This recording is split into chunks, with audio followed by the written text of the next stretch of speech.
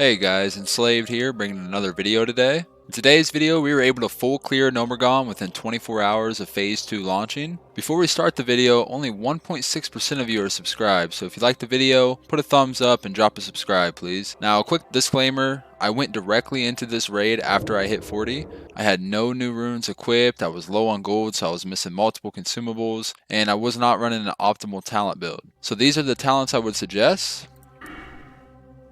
I ran with Conflag, but I don't suggest that after further testing. I was only able to rock the chest, leg, and hand runes, but here are the 5 runes I suggest if you have them available.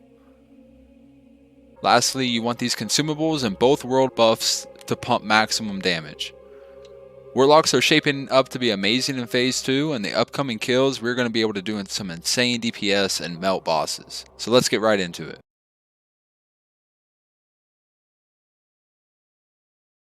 Now, coming into the first boss here, there's some things I want to reiterate. Number 1, we didn't have any of the new runes. Number 2, we didn't know most of these bosses, so they were all brand new to us. Wasn't sure how long each boss would last, which, you know, makes you potentially change out your pet, different runes, rotation, etc. So, knowing that disclaimer, we're pulling the first boss here. He's going to start off with a mini wave of adds. Essentially, we're just going to kill these adds. We're going to wait for these green balls to spawn around the room. Now when you have the green ball spawn around the room, which you guys will see momentarily, it's very important that you bring the adds and you save those adds to bring into that green ball. It's going to despawn it, and if you do not do this, that green ball is going to tick a ton of nature damage on your group over time, and you're definitely going to wipe. So again, we're just killing these adds, waiting for the boss to spawn, waiting for any green balls to spawn, and then we will pull that add directly into the green ball to blow it up and not have to deal with that mechanic.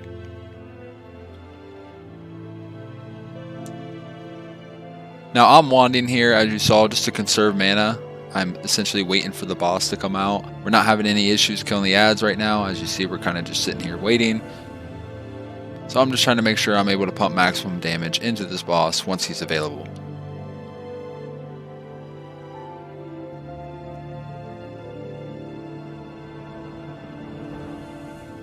As we continue to kill these adds, something I'm looking at is my Imp's mana. Definitely want to put him on passive and make him stop attacking. That way he can conserve his mana back, and again he can have full mana going straight into the boss, able to hit him as many times before he runs out.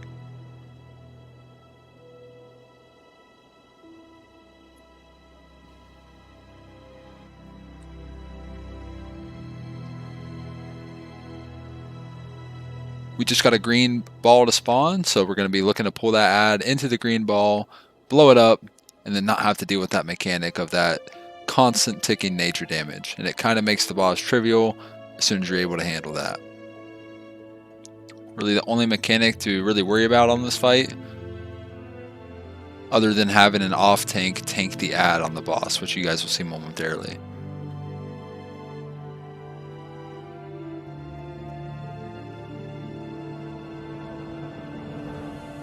For a good portion of this raid, I was using rank 2 Rain of Fire, which was draining my mana.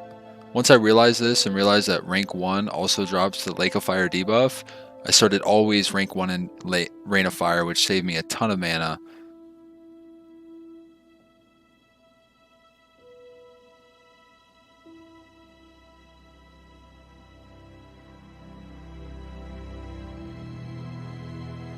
We get a big wave of adds here, should be able to kill this and then get the boss to spawn directly after we kill these adds.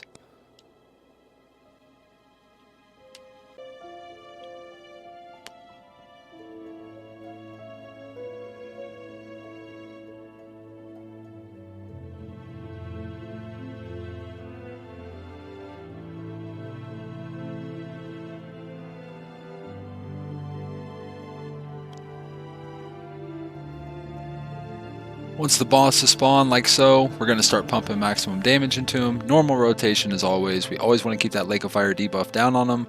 Incinerate to keep that fire damage up, and Chaos Bolt off of cooldown. Prioritizing always Chaos Bolt and off of cooldown. Once you've done that, always apply your Immolate as well.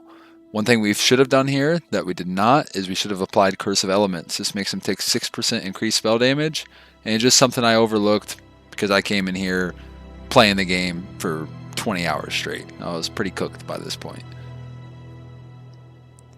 From this point on, you essentially melt the boss. He has a pretty low health pool. You have the tank, off tank the ad from the boss, and then you have the rest of your group just pump damage into the boss and kind of kill him before he continues to spawn more ads.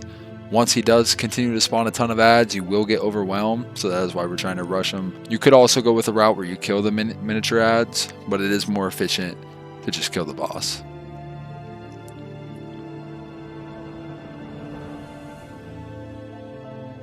Definitely want to blow up that green ball like we just did. Anytime those spawn, need to drag the ads into them, or your rage is taking a ton of unnecessary damage. Boss farted on me a little bit, got pushed back. I guess you got to watch out for that. As you see, it didn't do too much damage to me at all. And from here, we're just finishing up this boss. The one annoying thing about him is once you kill this boss, the ads stick around, so you will have to kill the ads directly after you kill the boss. But we were able to kill him, no problem. No world buffs. No runes for anybody. Quite an easy boss. Gonna kill some of the ads up and then pull the loot up so you guys can see what dropped. And now we're going to transition to the second boss here. Now Vicious, this is the quickest fight in the raid. Really only lasts a minute and a half to 2 minutes depending on your group's DPS. There's only one mechanic that you need to worry about. He's going to spawn right now some ads, these 3 goos on the ground. Ideally you kill all 3 of these goos before they turn into a bigger ad that shoots you with a poison bolt that will definitely wipe your group. If you do have a bigger ad spawn like we did, you need to interrupt. You need to focus on interrupting those bolts. You can also stun these ads like you saw, and your entire group needs to hard focus these ads. Once you've killed them, you just go back on the boss, and really it's just a tank and spank. This guy dies really quickly. Same rotation as always. Keep our immolate up. Use Chaos Bolt off of cooldown. Make sure the Lake of Fire debuff is up, and then just spam Incinerate from there. This boss, we did remember to put our Curse of Elements on. Curse of Elements is huge, and certainly the curse that you want to use in this phase. Ideally, you have 2 Warlocks, maybe a Meta Warlock, so one of us can provide Recklessness and one of us can provide Elements.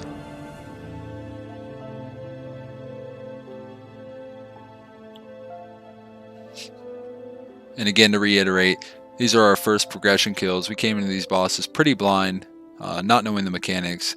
Also not with necessarily an optimized raid group. As soon as 10 people hit level 40, we jump straight into here.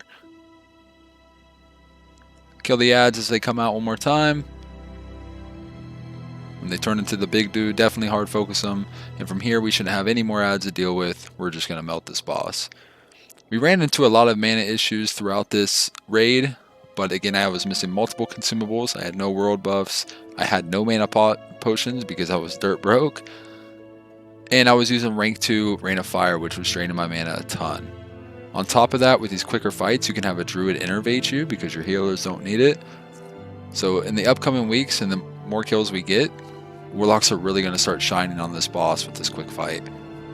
Doing maybe even double the DPS.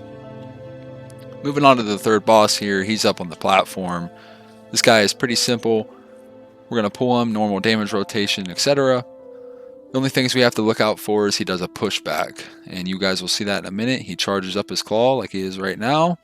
You have to move behind him. Whenever you do, don't be in front of him. And as you just saw, he cancels that pushback there.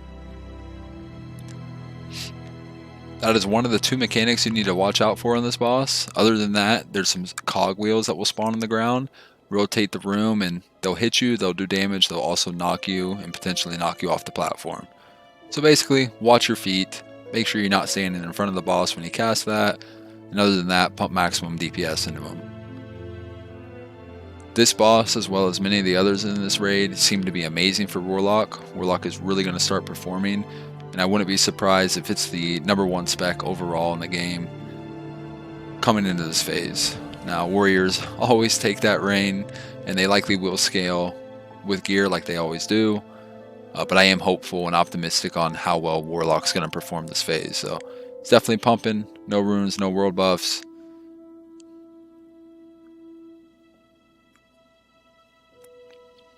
And this boss is just rinse and repeat. You move away from these cogwheels, you don't get hit by the frontal blast, and you do as much damage as you can. As you see, I'm running into a ton of mana issues and having to spend globals on life tap. The faster we kill these bosses, which will happen with obviously gear, time, runes, world buffs, consumables, etc., the less mana issues we run into, and we really don't have to waste any globals on life tap. That's why I'm expecting Warlock to be able to pump so amazingly in this raid. 2300 Chaos Bolt, all of these feels great.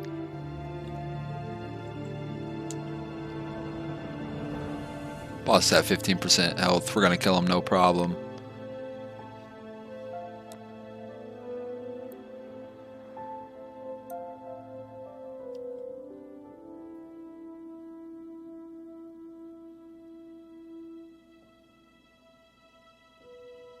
Hit him with a Shadow Burn right before he dies. Easy peasy. Moving on to the fourth boss here, the Electrocutioner.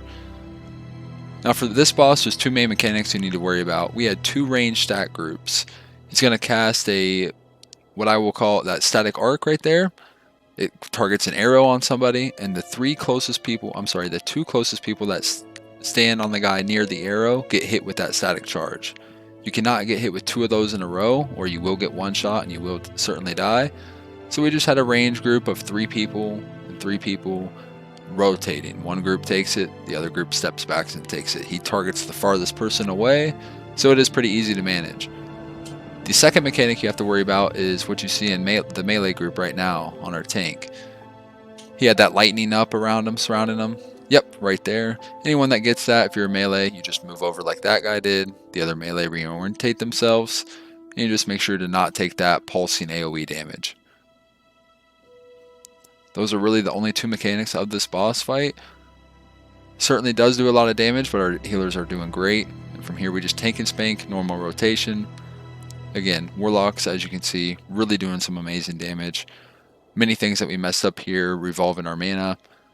And some things to note are we're going to have a trinket from the Stranglethorn Veil event that's going to give our imp 80 more intellect, which is going to allow him to essentially cast 15 more firebolts in a fight, if not more than that, depending on the mana regen and if you have an MP5 buff from a paladin. So imps still going to be the play. I know he's running on this boss. I know he's pretty much useless the last half of this boss. So for this progression kill, Succubus likely would have been better. For parsing and kills down the line, I am still going to highly suggest imp, as I think it just performs and synergizes so well with that Lake of Fire 40% damage increase from your fire spells. And as you see, our range groups are just rotating. 3 of us go back at a time, and the other 3 go back after we got hit with that chain lightning. The melee guy's moving out every time, and we're just tanking spanking this boss here.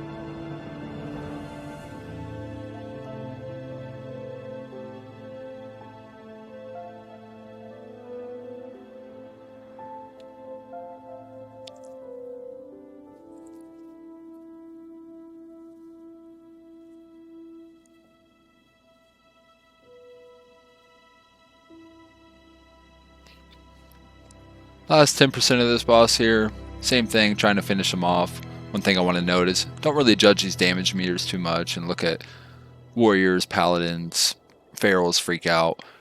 Again, a lot of us were, number 1, playing off of 21 hours straight. Number 2, don't have our runes or consumables, etc. So with world buffs, different talent builds, runes, as we discover these things, a lot of specs and profiles will come online. Jumping into the council boss here. This boss is a little bit weird, and again, we went into this raid pretty blind. Did end up looking at a log to kind of see what was going on in this boss as we were getting hit by damage we weren't aware of. But other than that, we came into this not really knowing the mechanics. Essentially, we had our range attacking the sheep because the sheep will explode and stun melee that are nearby. So we always kite the other mobs away from the sheep, try to keep the other 3 close to each other so the melee can cleave. And other than that, we just really want to make sure we kill all 4 of these guys around the same time. If you don't do that, if you don't kill them all at the same time, they will regenerate health back again, and then you have to kill them all back over. So obviously we have to kill those eggs as well, but the eggs are spawning in melee. They will blow up if you don't kill them in a certain amount of time. They have really low health. They spawn right in melee, so usually our melee is just able to take care of them. As you can see, I'm kind of swapping off of the sheep. Number 1, because he had that blue lightning shield around him. When you hit him, you take basically lightning shield damage. So you just want to ignore him when he has that blue up on him. Other than that, have your range switch to him. The only times I was switching off of him was to apply immolates on off targets. And that was really just to balance out our damage, because on previous pulls, we were having issues with them not being so close in health. So I was just trying to target ones that I knew were troublesome on the previous pulls and try to balance out that damage there. Again, another fight where I should have used Succubus for prog, just because right now my imp is completely useless being out of mana. And again, some of these issues will be resolved with quicker boss kills, number 1, better gear, better trinkets, minor recombobulator, consumables, etc. So Succubus would have been the play. Any fight that's over 2.5 minutes, likely want to use Succubus, depending on the circumstances. But in parsing runs, farm runs, I'm assuming that just like Gnomeregan, you're going to get down to some really quick kills here. This boss is just rinse and repeat. Only other thing I didn't mention is this fire blast that the dragon does. Obviously, as you see right now, you can't stand in front of that, or you are going to take a stacking debuff and take a lot of damage, and your healers will not like you. And we're just keeping our eyes on all 4 of these mobs here, and trying to keep them around the same health. Try to cleave them down evenly.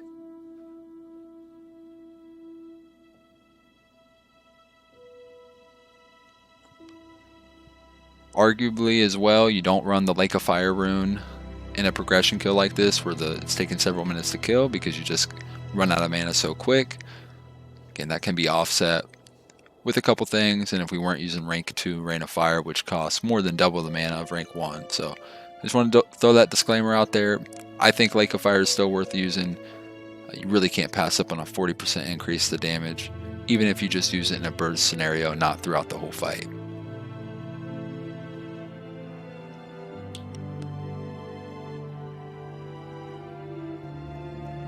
Rinse and repeat at this point. I'm going to let the video roll. We're going to kind of kill this boss and then jump into the last one. Last boss is really spicy, guys. Looking forward to showing you what we were able to do to kill this last boss within 24 hours of this raid releasing.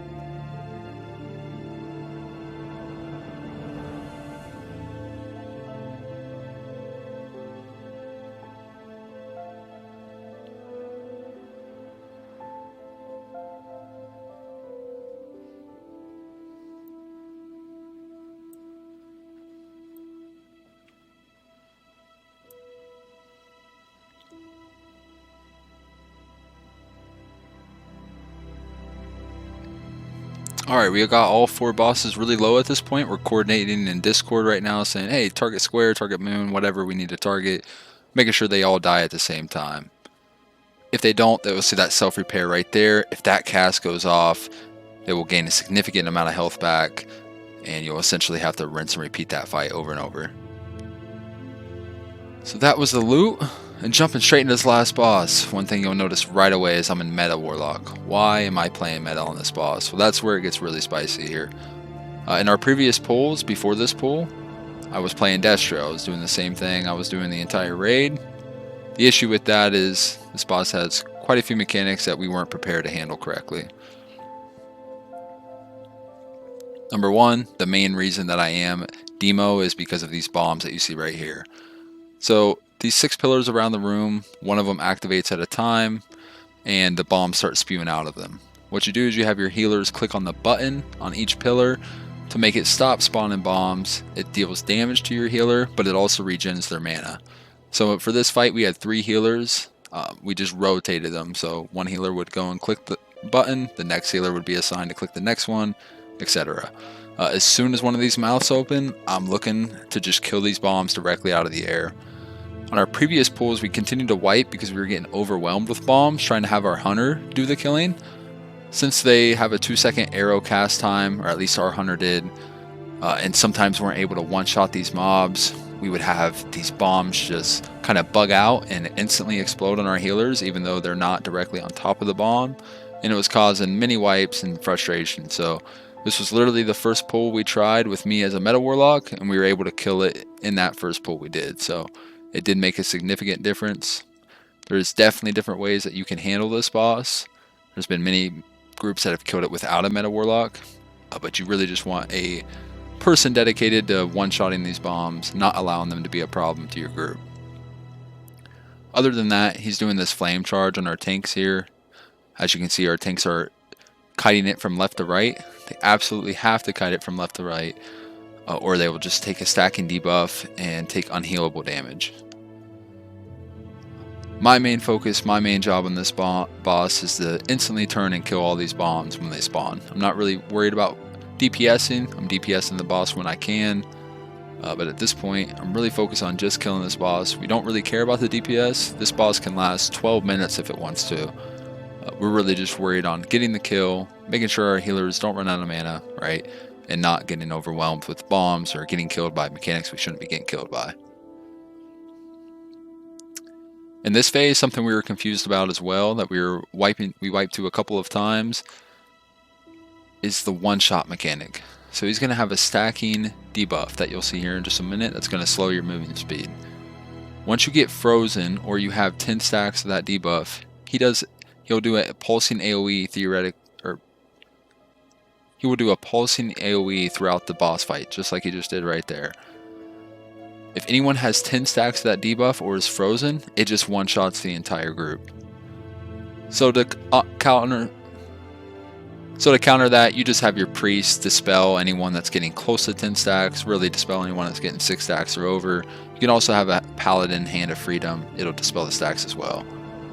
In phase 2, the bombs start spawning significantly quicker. We didn't have a clicker available right here, so I just made the decision to go and click it. But as you can see, we had another valve already open, so I was just turning around, making sure we kill those frost bombs ASAP. That is pretty much my entire focus. Boss definitely comes second to that. Anytime I see one open, I'm looking to kill these bombs ASAP. It does hurt when they resist, of course. You're looking to one-shot them. We were having the bombs bug out where they were sometimes just automatically V-line to somebody instead of coming straight out of the mouth like they're supposed to. Blow up instantly, just like that one. The guy was kind of in front of the chamber, but you get the point here. We're hitting the button because we're the only one available to. Ideally, we do have the healers rotate on that, at least for progression, just because we were running into mana issues. Because besides these mechanics I'm listing, this boss is doing huge damage to our tank, so our healers are constantly pumping heals into our tank here. This boss will continue to phase at 50%. He was in a fire phase first, this frost phase second, and now he's going to be shifting to the poison phase here. Same concept in all phases. He does something a little bit different, right? He did the pulsing frost AoE the second phase. In the first phase, he did the flame breath, which stacks on the tank. And in this third phase, he does a cast that you have to interrupt. If you don't interrupt, it puts a debuff or a dot on the entire group, and it certainly will kill you. He also will continue to spawn the bombs in every phase. So I am just constantly shifting my camera around, looking for any valve that's going to be open, and instantly switching back to these bombs, ideally killing them out of the air so they don't even have a chance to bug out and kill our healer.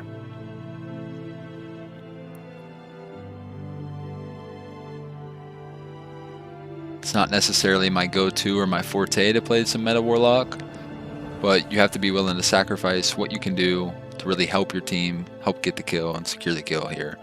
And this significantly helped us. Again, I think we had like 8 to 10 wipes before, and a lot of that was learning the boss, learning mechanics, but once we felt we were overwhelmed with bombs, we thought, alright, I can instant cast Searing Pain, I can potentially one-shot every bomb that spawns, and that's exactly what we were able to do. So we killed it on the first pull we pulled Meta Warlock.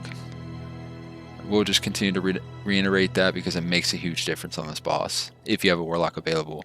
The DPS you gain from me being Destro, while I was topping DPS on this boss in the previous pulls we had, as you can see by the kill, it just doesn't matter how long the boss goes on for, as long as you don't die to these mechanics and your healers sustain mana, which is exactly what we're doing here.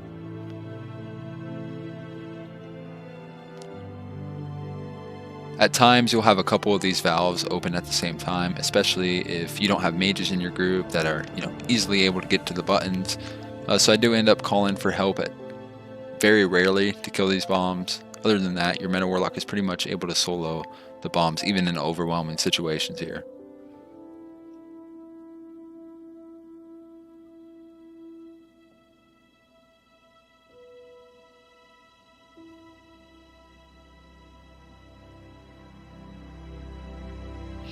We were able to phase the boss. He's at 50%, he's not attackable anymore. We're going into his last phase, phase 4. As he's spawning, it's going to be a robot that's able to do all 3 of the mechanics from the previous 3 phases. So he's going to have the interrupt to deal with from the poison phase, the frost nova from the second phase, and the fire breath from the first phase. You just handle those all the same as you did in the previous phases, and you obviously have to kill the bomb still in this phase, which, as you can see, a fire bomb can come out, a frost bomb can come out, as well as a poison one. He also does not die at 50% in this phase. You do have to get him down to 0%, and once he is down at 0%, the actual goblin will jump out of the tank himself, and you have to kill that goblin, which is very easy to do, but if somehow you wiped on him, the kill does not count.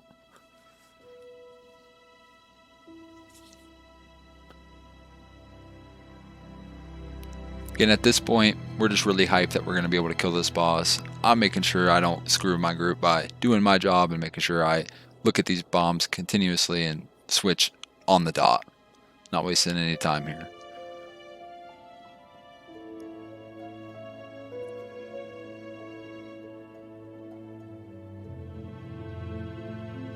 Don't want to continue to sound like a broken record, so just going to let the rest of this boss air out. As you can see, this is how we handled this fight. Did feel great getting the kill. Didn't get any insane loot this run, but I really am excited for how Warlock is going to perform in phase 2 here.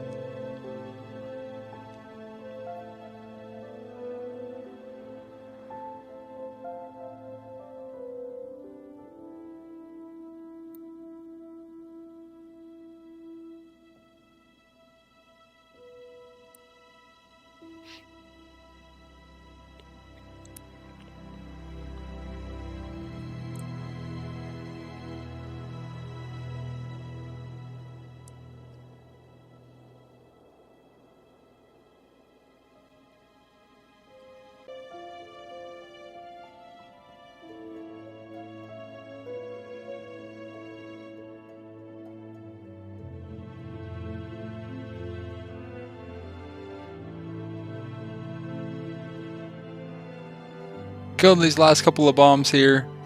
Finally got them down. Killed the goblin. Got the loot. Cleared the raid. Felt amazing. Group felt really excited about it. It was a blast. Having a great time in phase 2. And looking forward to see Warlocks continue to pump. Alright guys, and that is how we cleared Gnomeregan on day 1 of phase 2. If you stuck around to the end here, I really appreciate you. Please drop a like, please subscribe, and comment down below what you would like to see next. I'm out.